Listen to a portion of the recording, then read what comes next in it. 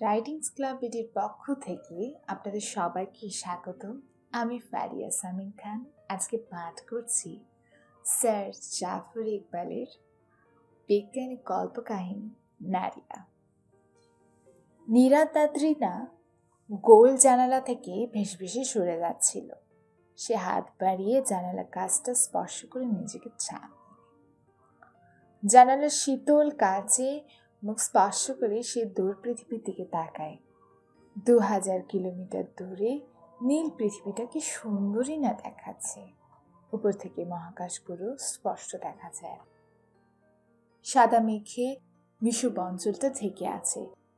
এরকম কোনো একটা মেঘের নিচে এই মুহূর্তে তার প্রিয় শহর টেলিস আড়ালে পড়ে আছে। কতদিন সে তার শহরে যায়নি। মহাকাশে ভেসে ভেসে সে কি গভীর একটা ভালোবাসা নিয়ে না মেঘের আড়ালে লুকিয়ে থাকা শহরটার দিকে তাকিয়ে থাকে। ফ্লাইট ক্যাপ্টেন রিশান মহাকাশ স্টেশনে শেষ মাথায় বড় টেলিস্কোপটা চোখে লাগিয়ে বাইরে তাকিয়ে আছে। সে টেলিস্কোপ থেকে চোখ সরিয়ে ভেতরে তাকিয়ে নীলা তাত্রিনাকে দেখতে পায়। ছিপছিপে কম বয়সী তরুণী, ঝকঝকে খাপ খোলা তরোয়ারের মতো চেহারা। এই কম বয়সী নিজেকে একজন সত্যিকার মহাকাশচারী হিসেবে পরিচয় করে ফেলেছে। মেয়েদের জন্য রিশান মাঝে মাঝে নিজের বুকের গভীরে কোথাও এক ধরনের ভালোবাসা অনুভব করে। কখনো সেটা সে প্রকাশ করেনি, কিন্তু সেটা কি এই মেয়েটার কাছে গোপন রয়েছে? রিশান তার টেলিস্কোপ ছেড়ে দেয়াল স্পর্শ করে ভাসতে ভাসতে নীরা তাদের কাছে এগিয়ে যায়। কাছাকাছি এসে জানালা স্পর্শ করে নিজেকে থামিয়ে বলল, নীরা, এত মনোযোগ দিয়ে কি দেখছো তুমি? নীরা তাত্রীয় রিশানের দিকে তাকিয়ে শব্দ করে হেসে বলল, এই মহাকাশ থেকে পৃথিবী ছাড়া দেখার মতো কি আছে বলো? রিশান বলল, তুমি যেভাবে দেখছো তাতে মনে হচ্ছে পৃথিবীকে আগে কখনো দেখোনি। নীরা তাত্রিয়া মাথা নাড়লো, বলল, সেটা তুমি কিন্তু খুব ভুল বলো। এখান থেকে আমি যতবার পৃথিবীটাকে দেখি ততবার মনে হয় আমি যেন প্রথমবার দেখছি। রিশান বলল, আর 2 সপ্তাহের মাঝে পৃথিবীকে তুমি আরো কাছ থেকে দেখতে পারবে। নীরা তাত্রিয়া বড় বড় চোখ করে বলল, সত্যি? হ্যাঁ, আমি খবর পেয়েছি নতুন ক্রু আসছে, আমরা পৃথিবীতে ফিরে যাচ্ছি। নীরা তাত্রিয়া অবিশ্বাসের গলায় বলল, আমার এখানে বিশ্বাসই হচ্ছে না। প্রথমে আমারও বিশ্বাস হয়নি, তখন আমি মহাকাশ কেন্দ্রে যোগাযোগ করেছি, তারা বলেছে এটা সত্য। নীরা একটা লম্বা নিঃশ্বাস নিয়ে বলল, দেখবে একেবারে শেষ মুহূর্তে প্রোগ্রামটা বাতিল করে দেবে। না, তার সুযোগ নেই। মহাকাশ স্টেশনে টানা 6 মাসে বেশি কারো থাকা নিয়ম নেই তারা কি হয়েছে, হয়তো আমাকে দিয়ে নিয়ম বানাবে।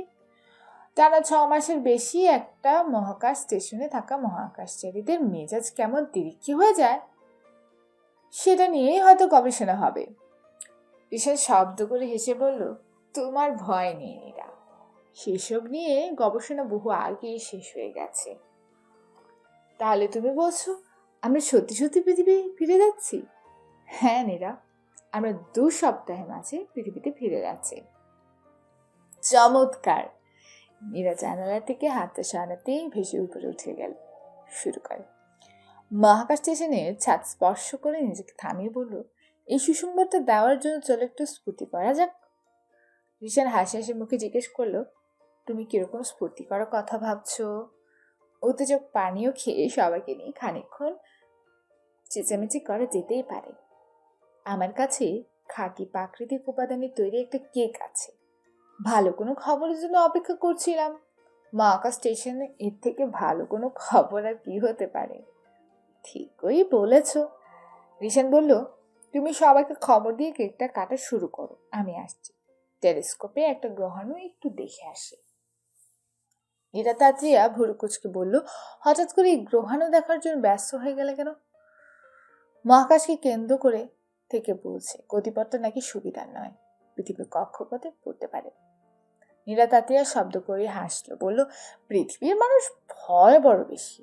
মহাকাশ একটা নুড়ি পাথর দেখলেও তাতে ঘুম নষ্ট হয়ে যায়। রিশান মাথা নাড়লো, বলল, ঠিকই বলেছ, তবে বেচারাদের খুব বেশি দোষ দেওয়া যায় না।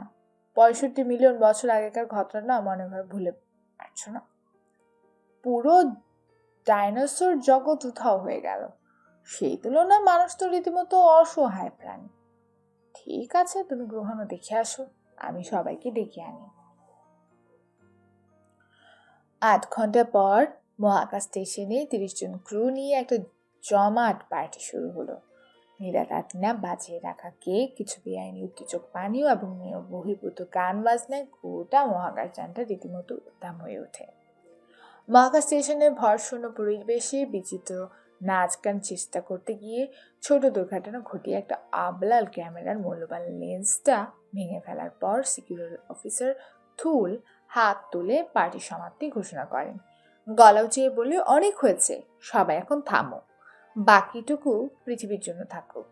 আমাদের পদার্থবিজ্ঞানী রেসি বলল, পৃথিবীতে কি আমাদের এই নাচ নাচতে পারবো? কখনো পারবো না, না পারলে নাই, কিন্তু তোমরা যা শুরু করেছো আর একটু হলে মহাকাশ স্টেশন দেয়াল ভেঙে বের হয়ে যাবে। জীববিজ্ঞানী কিরি বলল, আর একটু থুল, উহ, আর না, তোমরা যেভাবে বেআইনি উত্তেজক পানি খাচ্ছ, যদি পৃথিবীতে সেই খবর পৌঁছায় তাহলে নির্ঘাত আমায় জেলে পড়ে পায়। নীরা তাতিয়ে খেলখেল করে হেসে বলল, তুমি সেটা নিয়ে মন খারাপ করো না, কথা দিচ্ছি আমরা প্রতি সপ্তাহে জেলে তোমার সাথে খাবারের প্যাকেট নিয়ে দেখা করতে আসবো। তো জোর করে মুখ শক্ত করে বলল, তুমি আমাকে দেখতে আসবে না আমি তোমাকে দেখতে আসবো, সেই ব্যাপারে তুমি তো নিশ্চিত হলে কেমন করে? ঋষি ঠাট্টা করে কি একটা বলতে যাচ্ছিল, সিকিউরিটি অফিসার থুল তার সুযোগ দিল না। হাত নেড়ে বলল, আর ঠাট্টা তামাশা নয়, পার্টি শেষ, এখন যে যা কাজে যাও। কাজে কিছুক্ষণের ভিতর যে যা কাজে চলে গেল। নীরা তাঁতির এই মুহূর্তে কোনো কাজ নেই। ভেসে ভেসে নিজের কেবিনের দিকে যেতে যেতে তার ঋষির সাথে দেখা হলো। হালকা গলায় বলল, খুব মজা হলো আজকে, তাই না? ঋষি অন্যমনস্ক হয়ে বলল, হুম। নীরা তাঁতির নিশানকে ভালো করে লক্ষ্য করলো। মুখটা এক ধরনের দুশ্চিন্তার ছাপ। সে দেয়ালে হাত নিয়ে নিজেকে থামিয়ে বলল, কি ব্যাপার ঋষান, কি হয়েছে? কিছু হয়েছে নাকি? না, কিছু হয়নি। তাহলে তোমার এত দুশ্চিন্তা মনে হচ্ছে কেন? ওই গ্রহাণুটা, কি হয়েছে গ্রহাণুটার? বা পাজি গ্রহাণু একেবারে পৃথিবীর কক্ষপথে। কত দূরে আছে? এখনো অনেক দূর, প্রায় 6.5 মিলিয়ন কিলোমিটার। তাহলে এত দুশ্চিন্তা করছো কেন? এত দূরে থাকতে কখনো নিশ্চিত হয়ে কিছু বলা যায় না। ঋষি চিন্তিত মুখে বলল, না, দুশ্চিন্তা করছি না, তবে তবে কি? যদি এটা তার গতিপথ না বদলায় তাহলে আমাদেরকে এটাকে চূর্ণ বিচূর্ণ করতে হবে। তার মানে তুমি বুঝতে পারছো? হীরা তাতিয়া মাথা নেড়ে বলল, হ্যাঁ, বুঝতে পেরেছি, সেটা করতে হবে আমাদের। হ্যাঁ। নীরা তাতিয়া দীর্ঘশ্বাস ফেলে বলল, তার মানে আমাদের পৃথিবীতে ফিরে যাওয়া পিছিয়ে যাচ্ছে? হ্যাঁ। রিশান জোর করে একটু হাসার চেষ্টা করলো। পার্টিটা মনে হয় আমরা একটু আগেই করে ফেলেছি। নীরা তাতিয়া বললেও, মোটেও আগে করিনি, ঠিক সময় করেছি। কিভাবে ঠিক সময় করা হলো? যদি পৃথিবীতে ফিরে যেতে না পারি তাহলে এই গ্রহাণু আমাদের চূর্ণ বিচূর্ণ করতে হবে। তাহলে ধরে নাও পার্টিটা হয়েছে পাজি গ্রহাণুকে চূর্ণ বিচূর্ণ করার উপলক্ষে। রিশান শব্দ করে হেসে উঠল। মহাকাশ ছুটে যাওয়া গ্রহাণুকে ধ্বংস করা হচ্ছে পৃথিবীর সবচেয়ে বিপজ্জনক, সবচেয়ে ভয়ঙ্কর কাজগুলোর একটি। সেটা উপলক্ষে পার্টি করতে হলে বেশ নার্ভের প্রয়োজন। নীরা তাত্ত্বিকা বলল, আমার নার্ভ নিয়ে কোনো সমস্যা নেই। ঈশান বলল, জানি, যদি সত্যি সত্যি নিউক্লিয়ার মিসাইল নিয়ে যেতে হয় আমি কিন্তু যাব। ঠিক আছে, এখন কি তুমি টেলিস্কোপে আবার গ্রহাণুটাকে দেখতে যাচ্ছ? হ্যাঁ। এখন কি আমি তোমার সাথে দেখতে পারি? হ্যাঁ, অবশ্যই দেখতে পারো। নীরা তাতিয়া তার নিশান ভেসে ভেসে মহাকাশ স্টেশনে বড় টেলিস্কোপটার দিকে এগিয়ে যেতে থাকেন। এই মহাকাশ স্টেশনটা পৃথিবীর থেকে 2000 কিলোমিটার উপরে একটি কক্ষপথে বসানো রয়েছে। 2 ঘন্টা কাছাকাছি সময়ে এটা পৃথিবীতে একবার করে প্রদক্ষিণ করে। এই মহাকাশ স্টেশনে সব সময় বিজ্ঞানীদের একটি দল থাকে। মহাকাশ নিয়ে নানা ধরনের গবেষণা করার জন্য তাদের পাঠানো হয়েছে। দৈনন্দিন কাজের বাইরেও তাদের আরও নানা ধরনের কাজ করতে হয়। কোনো একটা গ্রহাণু পৃথিবীর দিকে ছুটে এলে সেটাকে মাঝপথে থামিয়ে বিস্ফোরণ করে দেওয়া, সেরকম একটা কাজ।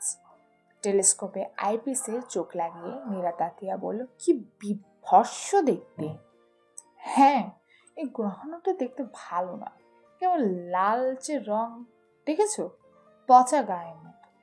হ্যাঁ, এটা অ্যাস টাইপ গ্রহাণু, লোহা আর ম্যাগনেসিয়াম তৈরি, 15% গ্রহাণু এরকমই। নীরা তাতিয়া জিজ্ঞেস করলো, গ্রহাণু তার কক্ষপথ ছেড়ে পৃথিবীর দিকে ছুটে আসতে শুরু করেছে কেন? ঠিক বোঝা যাচ্ছে না, সম্ভবত অন্য কোনো গ্রহাণুর সাথে ধাক্কা লেগে গতিপথ পাল্টে গেছে।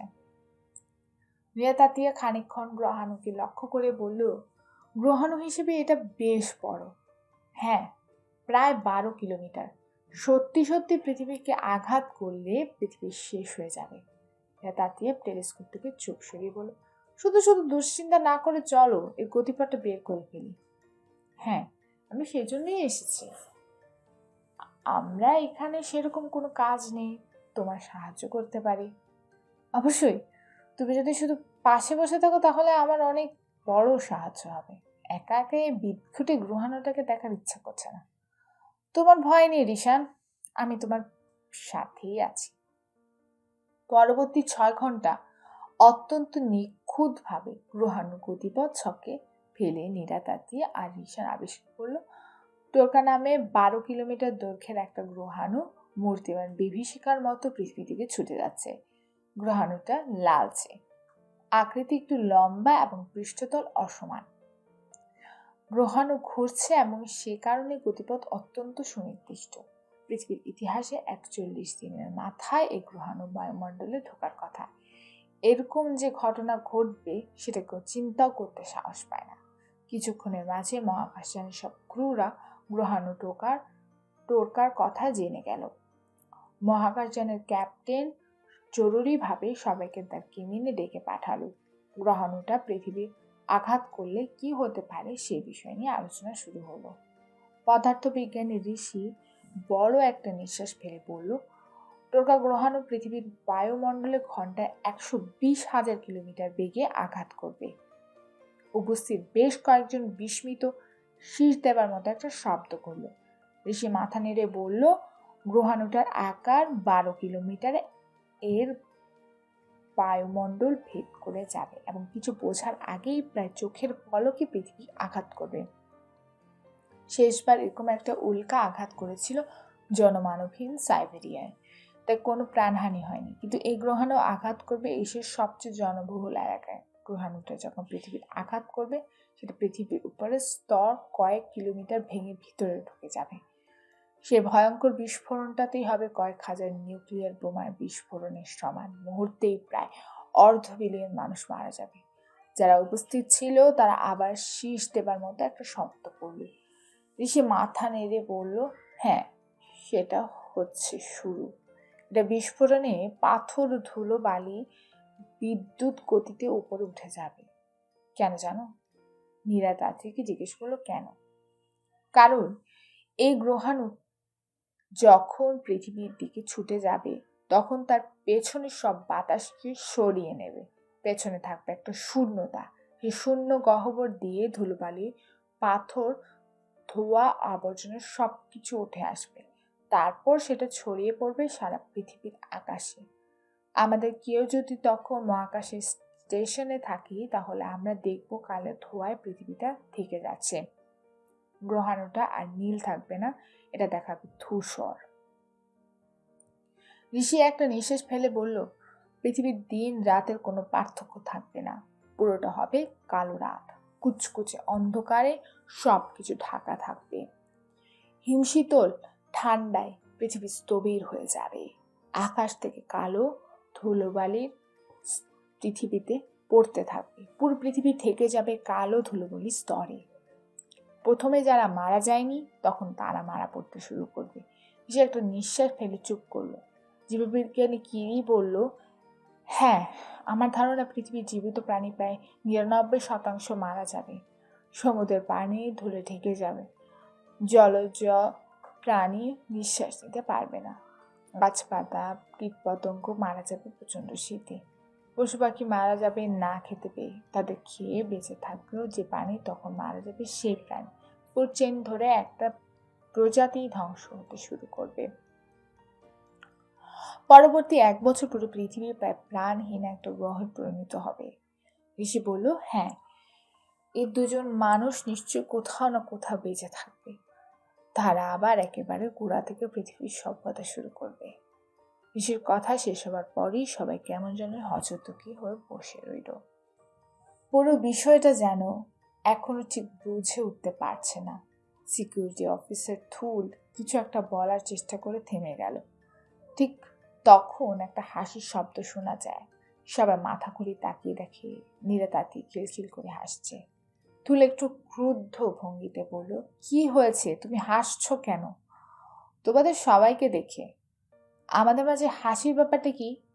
তোমাদের চেহারা দেখে হাসি পাচ্ছে।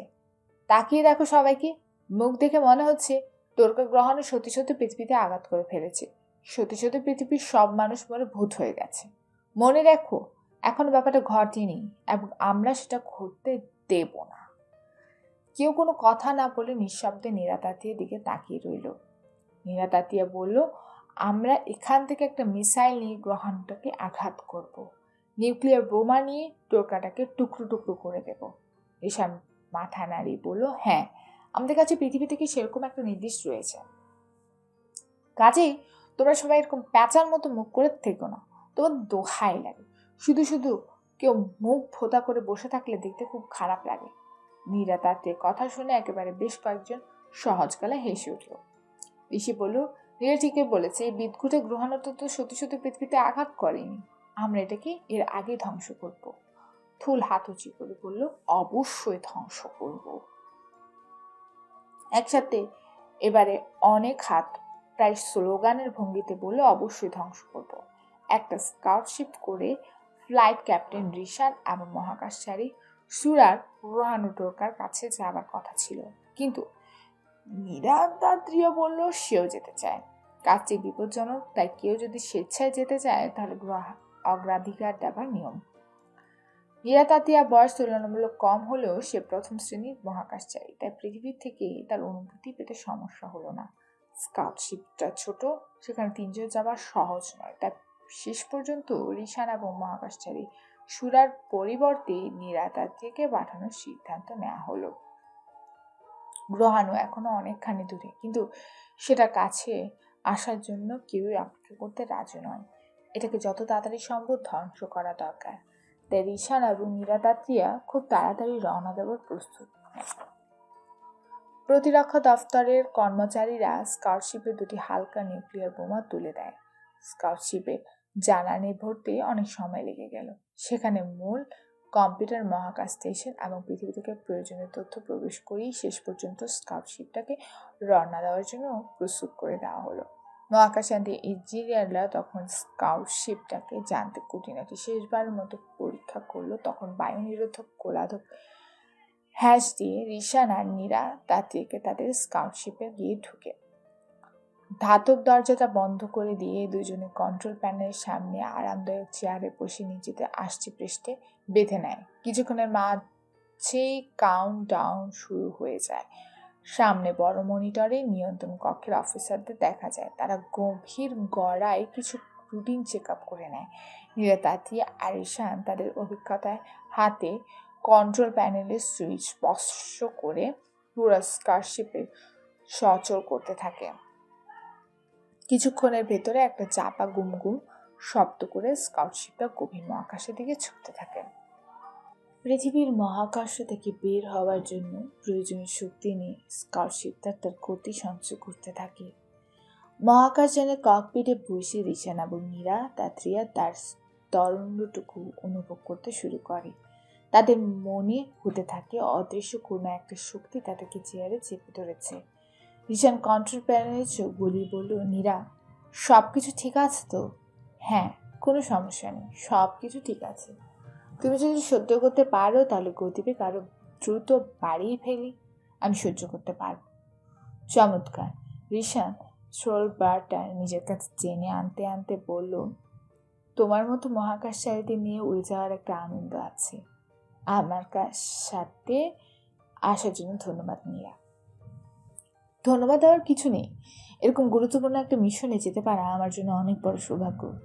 রিশানের খুব ইচ্ছে হলো বলে যে তোমার সাথে পাশাপাশি যেতে পারাও আমার জন্য অনেক বড় সৌভাগ্য। সে সেটা বলতে পারল না। ইঞ্জিনের গর্জনের সাথে সাথে গতিবেগ বাড়তে থাকে। প্রচণ্ড ত্বরণের কারণে তাদের নিঃশ্বাস নিতে কষ্ট হয়। মনে হয় বুকের ওপর কেউ একটা বিশাল পাথর চাপা দিয়ে রেখেছে।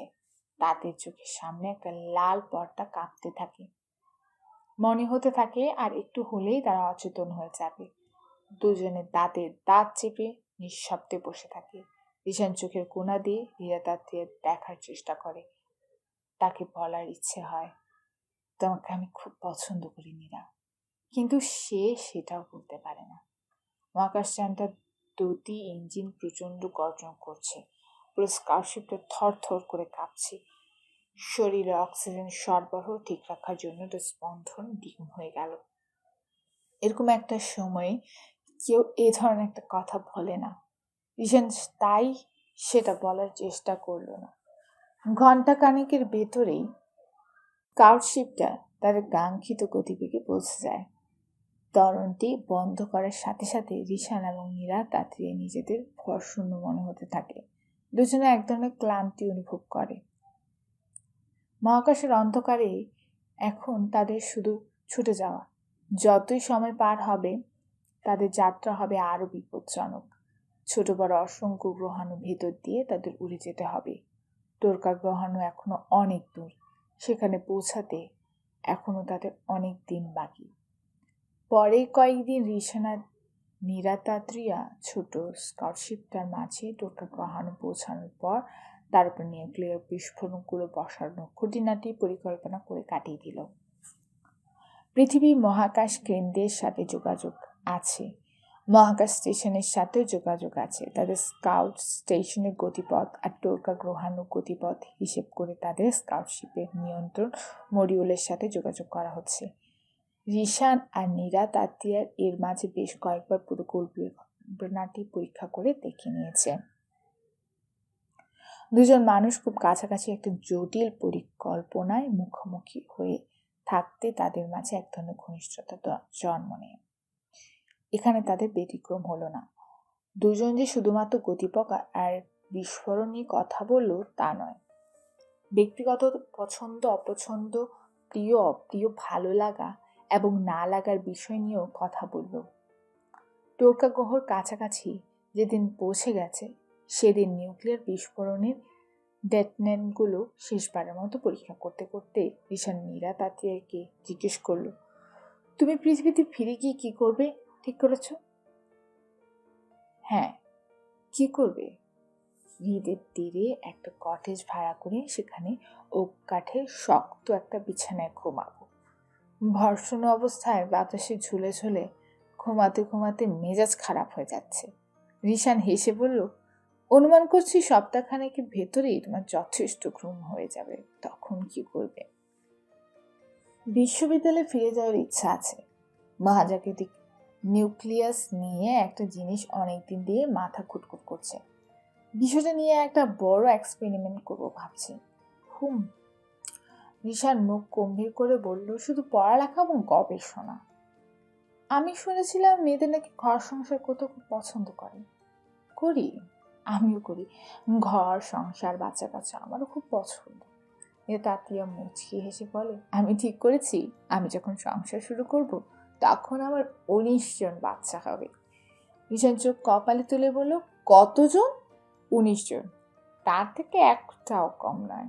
রিশান শব্দ করে হেসে বলল, আমি তোমার সাফল্য কামনা করছি না। নীরা তাকিয়ে এবার রিশানের দিকে তাকিয়ে বলল, পৃথিবীতে ফিরে তুমি কি করবে?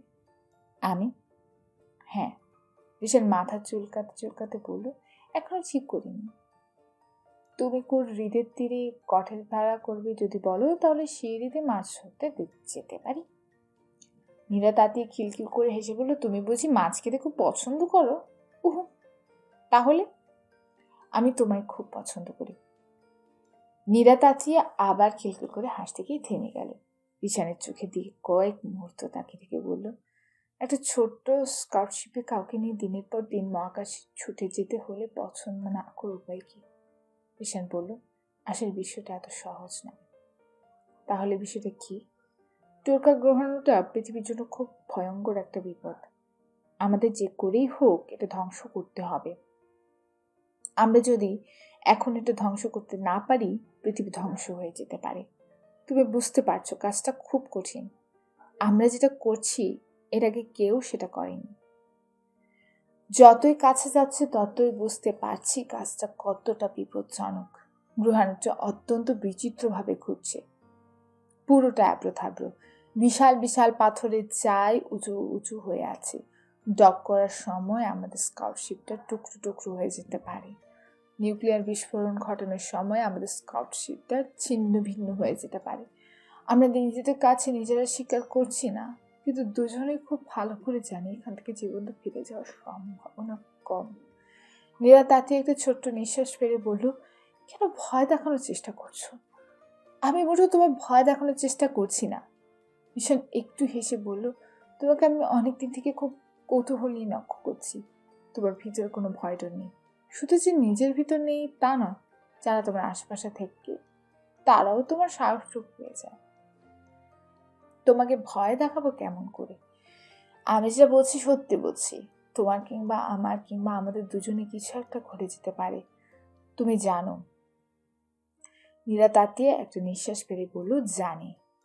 তাই আমি ভাবছি যখন দুজনেই বেঁচে আছি তখন তোমাকে পছন্দ কথাটা জানিয়ে রাখি। তুমি খুব চমৎকার মেয়ে নীরা। তোমাকে আমি পছন্দ করি, খুব পছন্দ করি। কথাটা এখন বলছি কারণ এই কথাটা হয়তো আর কখনো বলার সুযোগ পাবো না। নীরা তাকিয়ে কিছুক্ষণ ঈশানের দিকে তাকিয়ে বলল, আমি কোনো হৃদের তীরে কটেজ ভাড়া করব সেটা তোমাকে জানিয়ে রাখবো ঈশান। তুমি মাছ ধরা ফাঁকে ফাঁকে এই কথাগুলো বলার অনেক সুযোগ পাবে। সত্যি? হ্যাঁ। নীরা তাতে একটু হেসে বলল, সত্যি। টোরকা গ্রহাণুটা দেখতে অত্যন্ত বিভৎস। এটা লালচে, দেখতে মনে হয় একটা বিশাল কোনো প্রাণীর চামড়া ছিলে ভেতরে মাংসের গ্লেদ বের হয়ে রাখা রয়েছে। গ্রহাণুটা দুটো ভিন্ন ভিন্ন অক্ষে ঘুরপাক খাচ্ছে। মূল অংশ থেকে এবড়ো থেবড়ো বের হয়ে থাকা অংশগুলো এত বিপজ্জনকভাবে ঘুরে আসছে যে স্কাউটশিপটা সেখানে নামানো খুব বিপজ্জনক হতে পারে। গ্রহাণুটা নামার আগে নীরাতাত্রী আর রিশান টোরকাকে ঘিরে একটা স্থির কক্ষপথ তৈরি করে নিল। তারপর একটা সমতল অংশ দেখে খুব সাবধানে সেখানে নেমে আসতে থাকে। গ্রহাণুটা কয়েকশো মিটার কাছাকাছি হেসে তারা মূল ইঞ্জিন বন্ধ করে ছোট ছোট দুটো ইঞ্জিন চালু করে এবং হঠাৎ করে একটা বিপজ্জনক অবস্থার মুখোমুখি হয়ে যায়। কোনো একটা বিচিত্র কারণে গ্রহাণুটা প্রচণ্ড শক্তিতে তাদের স্কাউটশিপটাকে নিচে টেনে নামাতে থাকে। ভীষণ কন্ট্রোল প্যানেলে বসে চিৎকার করে বলল, মূল ইঞ্জিনের বিপরীত থ্রাস্ট। নীরা তার চেয়ে দ্রুত আবার মূল ইঞ্জিন চালু করার চেষ্টা করল। সে চালু হতে খানিকটা সময় নেয়, কিন্তু ততক্ষণে স্কাউটশিপটা প্রচণ্ড গতিতে নিচে দিকে নামতে শুরু করলো। গ্রহাণুটা বের হয়ে থাকা একটা অংশ স্কাউটশিপে একটু হলে আঘাত করে ফেলত। শেষ মুহূর্তে রিশান এটাকে সরিয়ে নেয়। গতি কমানোর জন্য মূল ইঞ্জিন চালু করার চেষ্টা করছে, পারছে না। যখন তারা বাঁচার আশা প্রায় ছেড়ে দিয়েছে তখন একেবারে শেষ মুহূর্তে ইঞ্জিনটা চালু হয়ে যায়। তারপরেও তারা স্কাউটশিপটা পুরোপুরি বাঁচাতে পারল না। প্রচণ্ড গতিতে ভয়ঙ্কর বিস্ফোরণ করে সেটা গ্রহাণুকে আছড়ে পড়ে। স্কাউটশিপটা গুরুতর ক্ষতি হয়েছে। অনেকগুলো অ্যালার্ম একসাথে তার স্বর বাজতে শুরু করে। বৈদ্যুতিক যোগাযোগ বড় ধরনের সমস্যা হয়ে যায়। স্কাউটশিপটার আলো নিভে গেছে।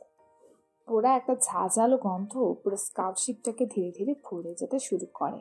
যন্ত্রপাতির নিচে পড়ে থাকা রিশান এবং নীরা তার থেকে বের হয়ে এলো।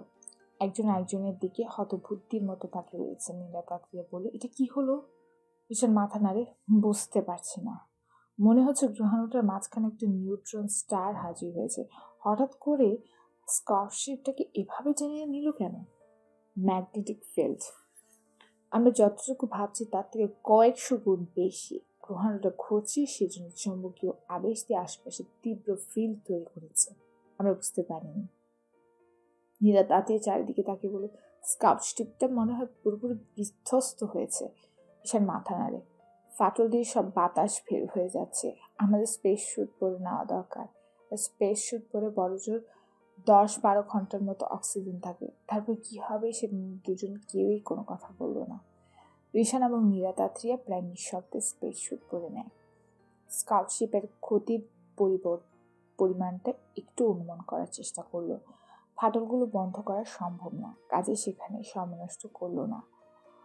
প্রচণ্ড বিস্ফোরণ, কমিউনিকেশন মডিউল কাজ করছে না। পৃথিবীতে বা স্পেস স্টেশনের সাথে তার কথা বলা যাচ্ছে না। মেয়েরা তাতিয়া বলে, চলো নিউক্লিয়ার বিস্ফোরণটা তাড়াতাড়ি গ্রহাণুর সাথে বুঝিয়ে আসি। হ্যাঁ, দেরি করে লাভ নেই, চলো। দুজনে স্কারশিপের হ্যাচ খুলে সেখান থেকে বিস্ফোরণগুলো বের করে নেয়। ভরশূন্য পরিবেশ, কিন্তু গ্রহাণুর প্রচণ্ড চৌম্বক ক্ষেত্রের কারণে জুতোর নিচে লাগানো লোহার পাতগুলো তাদের গ্রহাণুতে আটকে রাখতে সাহায্য করছে।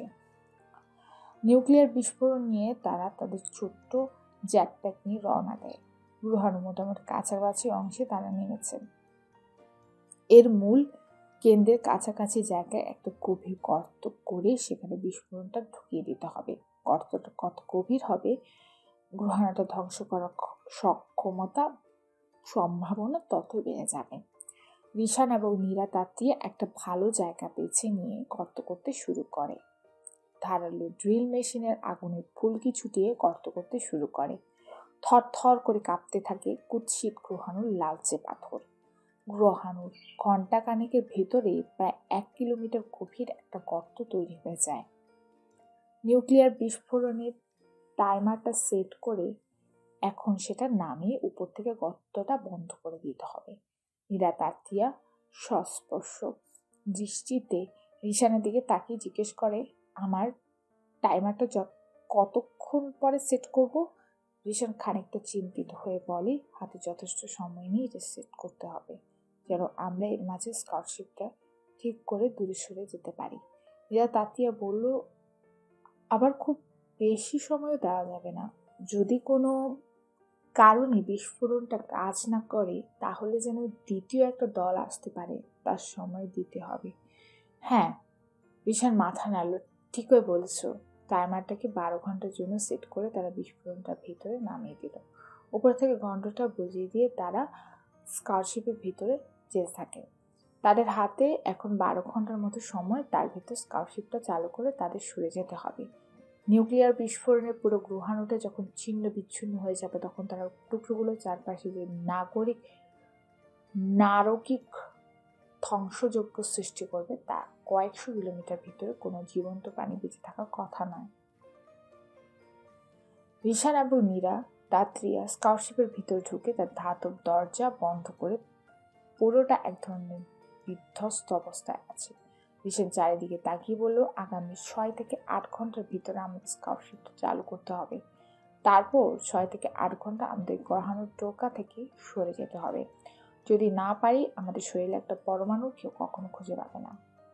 নীরা তাত্রিয়া চারিদিকে তাকিয়ে বলল, তোমার কি ধারণা স্কাউটশিপটা যেখানে বিধ্বস্ত হয়েছে সেখানে কি 6 থেকে 8 ঘন্টার ভিতরে ঠিক করা সম্ভব? রিশান মাথা নাড়ল, মনে হয় না। আমারও তাই ধারণা। তবে কি, যদি আমরা এটাকে 6 থেকে 8 ঘন্টার মাঝে দাঁড় করাতে না পারি তাহলে আর কখনো দাঁড় করাতে পারবো না। কাজে মন খারাপ করার কিছু নেই। রিশান হাসার চেষ্টা করে বলল, বিষয়টা নিখুঁতভাবে উপস্থাপন করে দেওয়ার জন্য ধন্যবাদ নীরা। আমি মোটেও মন খারাপ করছি না।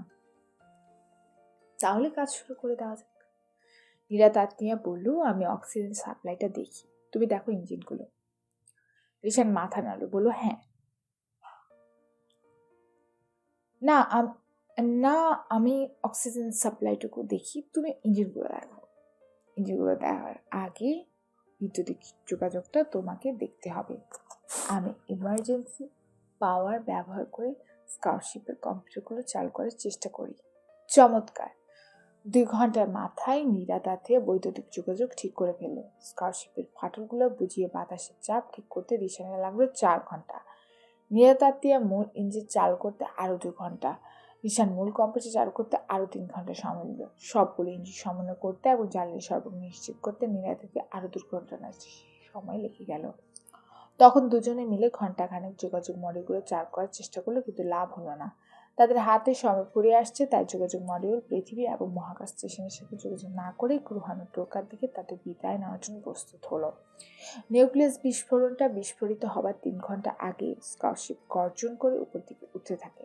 প্রথমে সেটা গ্রহাণুর প্রদক্ষিণ করে কক্ষপথটি ধীরে ধীরে বাড়িয়ে নেয়, তারপর স্কাউটশিপটা শক্তিশালী ইঞ্জিন গর্জন করে পৃথিবীর দিকে ছুটতে থাকে। স্কাউটশিপের ভেতরে ককপিটে রিশান এবং নীরাতাত্ত্বী শান্ত হয়ে বসে থাকে। খুব ধীরে ধীরে স্কাউটশিপটা গতিপথ বাড়ছে, তার ত্বরণটুকু অনুভব করতে শুরু করে। মনে হচ্ছে অদৃশ্য কোনো শক্তি চেয়ারের সাথে তাদের চেপে ধরে রেখেছে। নীরাতাত্ত্বী কন্ট্রোল প্যানেলের নানা ধরনের মিটারগুলোর উপর চোখ বুলিয়ে নীরবে অপেক্ষা করতে থাকে। যত সময় যাচ্ছে তত তার গ্রহাণু থেকে দূরে সরে যাচ্ছে। নিশ্চিত মৃত্যুর মতো এই গ্রহাণু পৃথিবীর দিকে ছুটে যাচ্ছে, তারা সেটাকে ধ্বংস করার জন্য নিউক্লিয়ার বিস্ফোরণ বসিয়ে এসেছে। আর কিছুক্ষণ, তারপরে মহাকাশ ভয়ঙ্কর একটা বিস্ফোরণে সেটা ছিন্ন ভিন্ন হয়ে যাবে। পৃথিবীর মানুষ এবং মহাকাশ স্টেশনগুলো মহাকাশচারীদের সাথে তাদের যোগাযোগ নেই। সত্যি সত্যি যখন গ্রহাণুর ধ্বংস হয়ে যাবে, তখন তাদের আনন্দটুকু তারা শুনতে পারবে না, না সত্যি কিন্তু সেটা পুরোপুরি অনুভব করতে পারবে। গ্রহাণুর টোরকা যখন বিস্ফোরণ হলো, স্কাউটশিপের মনিটরে তারা শুধুমাত্র একটা নীল আলোর ঝলকানি দেখতে পেল। বায়ুহীন মহাশূন্য, সেটা ছিল নিঃশব্দ। পুরো গ্রহাণু প্রায় ভস্মীভূত হয়ে ছিন্ন ভিন্ন হয়ে উপরে যায়। স্কাউটশিপের রেডিয়েশন মনিটর কয়েক মিনিট গামা রেডিয়েশনের শব্দ শোনা গেল, তারপর সেটা পুরোপুরি নিঃশব্দ হয়ে গেল। নীরাতাতিয়া এতক্ষণ নিঃশ্বাস বন্ধ করে বসেছিল, এবার বুকের ভেতর দিকে আটকে থাকা একটা নিঃশ্বাস বের হয়ে গেল।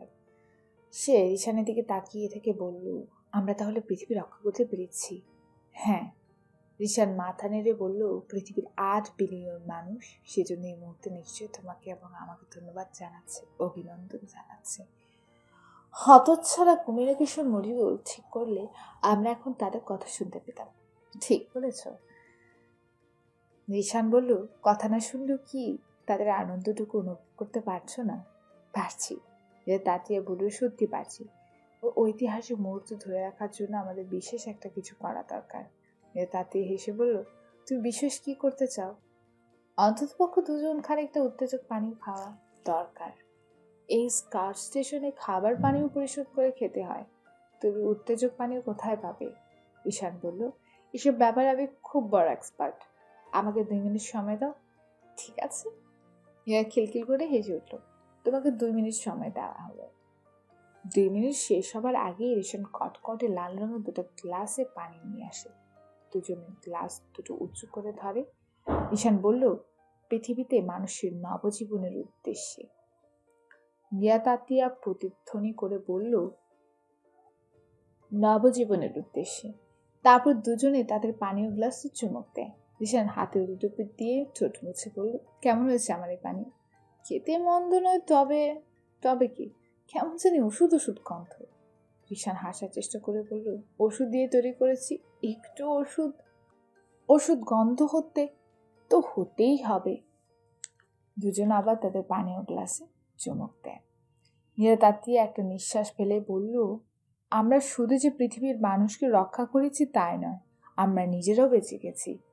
ঈশান কিছুক্ষণ নীরাতাতিয়ার দিকে তাকিয়ে বলল, প্রায়। তাতে একটু চমকে উঠে বলল, প্রায়? হ্যাঁ নীরা, আমরা এখনো পুরোপুরি বেঁচে যাইনি। তোমাকে যে কথাটা বলা হয়নি সেটা হচ্ছে। ঈশান হঠাৎ থেমে যায়। সেটা কি? আমাদের স্কাউটশিপটার যথেষ্ট অক্সিজেন নেই। কি বলছো তুমি? হ্যাঁ, সব মিলিয়ে দুজন আরো কয়েক ঘন্টা বেঁচে থাকার মতো অক্সিজেন রয়েছে। নীরাতাতিয়া অবিশ্বাসের দৃষ্টিতে নিশানের দিকে তাকিয়ে রইল।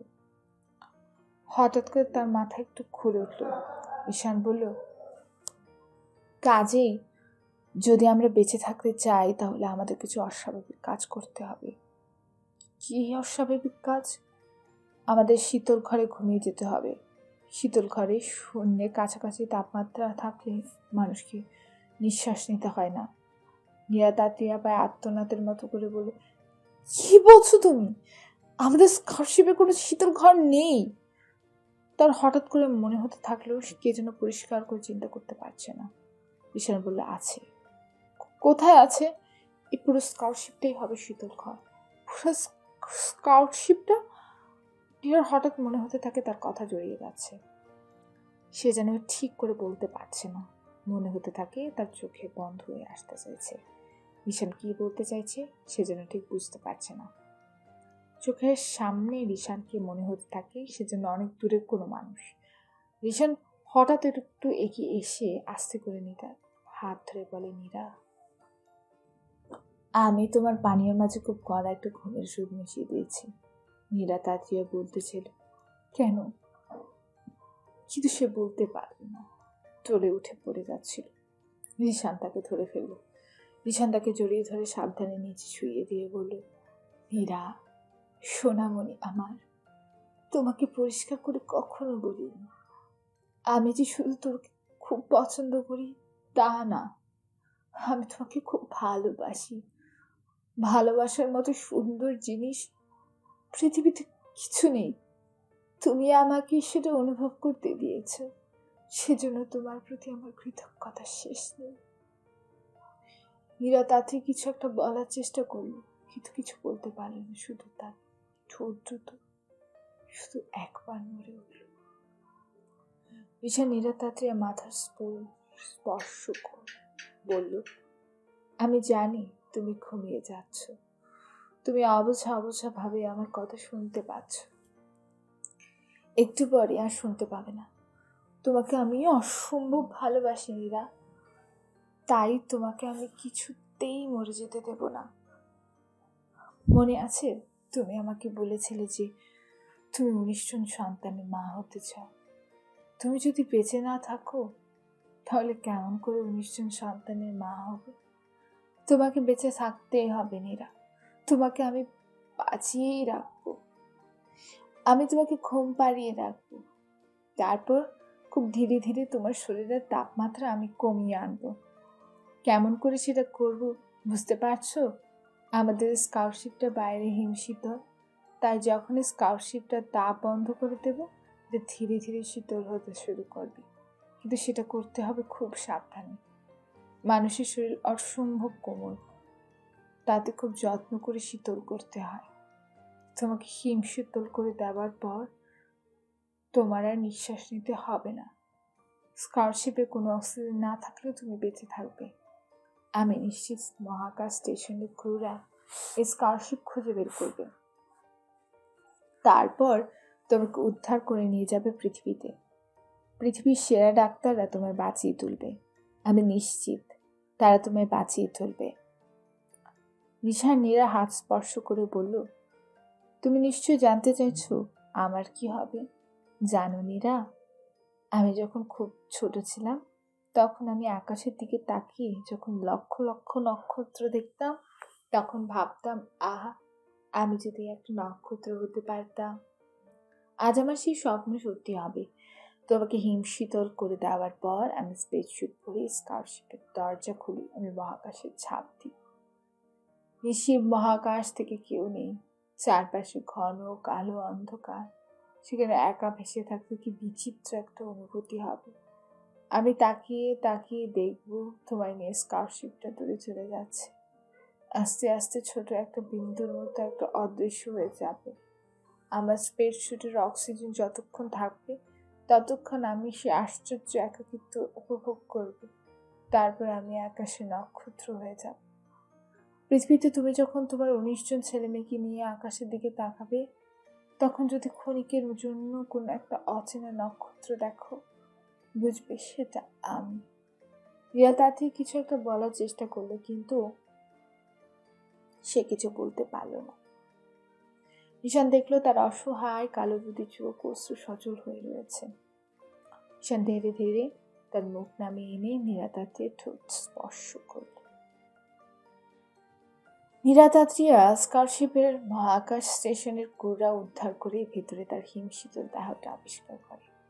সেটা পৃথিবীতে পাঠানো হয় এবং পৃথিবীতে একটা সর্বাধুনিক স্বাস্থ্যকেন্দ্র থেকে পুনরুজ্জীবন করা হয়।